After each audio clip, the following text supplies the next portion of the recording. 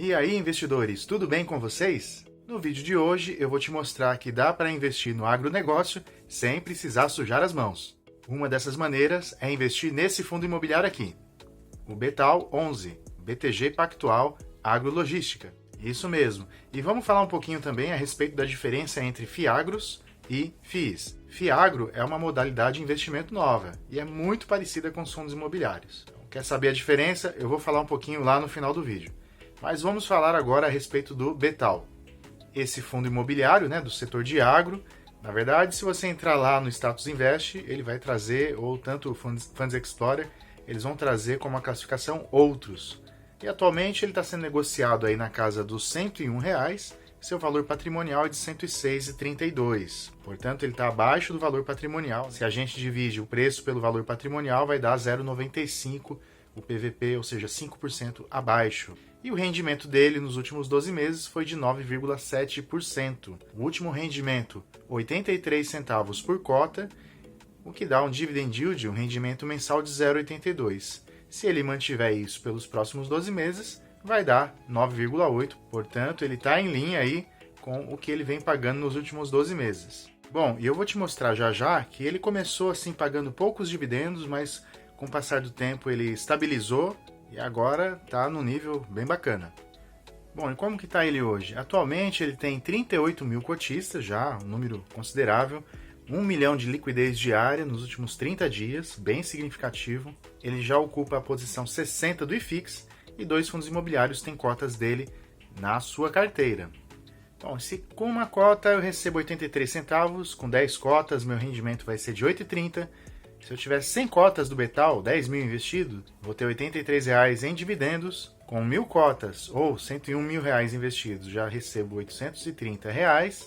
E com 10 mil cotas, ou um pouco mais aí de 1 milhão, eu vou ter R$ 8.300 de dividendos entrando na minha conta. Ou seja, se você tiver aí 1 milhão para investir no agronegócio, talvez seja legal colocar esse dinheiro aí no Betal. Claro, né, gente? Não dá para colocar todos os ovos na mesma cesta. Isso aqui é apenas um exemplo e também não é recomendação de compra ou venda, tá bom? É só um exercício aqui para que a gente possa conhecer melhor os fundos imobiliários e ver quanto que eles pagam de acordo com a quantia que você tiver investida. O ideal é sempre diversificar os investimentos. Bom, e tá aqui, essa tela do Funds Explorer, a gente vê que ele começou pagando pouco dividendo, depois ele foi aumentando e estabilizou, E se ele mantiver esse ritmo aí, como eu já disse, o dividend yield, o rendimento anual dele vai ser de 9,8, só falando aí de dividendos. O que é interessante a gente destacar desse fundo imobiliário? Porque ele não é um fundo imobiliário como outros, Aliás, a classificação dele é outros, mas ele não se enquadra, num fundo logístico, embora ele tenha ali muitos galpões de armazenagem. Ele não é um fundo de escritório, não é um fundo de shopping, ele é um fundo que atende o agronegócio. E qual que é a estratégia da BTG, que tanto é administradora quanto gestora desse fundo? Bom, eles querem trabalhar na aquisição ou construção de ativos de escoamento, armazenagem, que estão distribuídos ao longo de toda a cadeia produtiva do agronegócio. E o fundo vai atuar onde? Nas regiões de cadeia onde o déficit de infraestrutura ou de armazenagem seja mais intenso, e também próximo das principais vias de escoamento, sejam elas rodoviárias, ferroviárias ou até mesmo hidroviárias. Bom, e qual que é o patrimônio dele hoje? É de 636 milhões, é um fundo que está crescendo, São 11 ativos, sendo 9 imóveis e 2 CRIs. O prazo médio aí dele, dos contratos, é de 9,9 anos, ou seja, quase 10 anos, e 100% dos contratos são atípicos. Aqueles em que você tem uma multa, Tem que pagar uma multa ao locatário se ele sair antes do término, o que dá segurança para o fundo e para os cotistas. E aqui nesse mapa a gente vê aí os estados onde ele está. Mato Grosso, Goiás, Bahia, Espírito Santo, Minas Gerais e também no Paraná.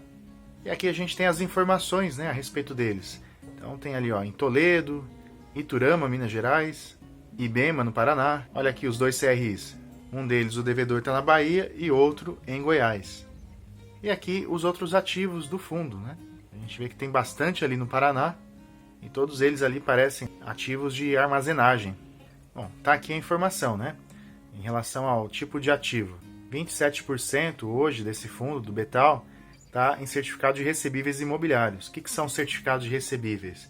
É um pacotão de dívidas que uma securitizadora coloca ali como um produto, vende para o fundo imobiliário e o fundo imobiliário recebe ali a receita proveniente do pagamento dos devedores. Então, quase 1/3 aí dele vem desses CRIs. Mas a receita de aluguel, que é o grosso aí de tudo, dos imóveis, ela vem de onde?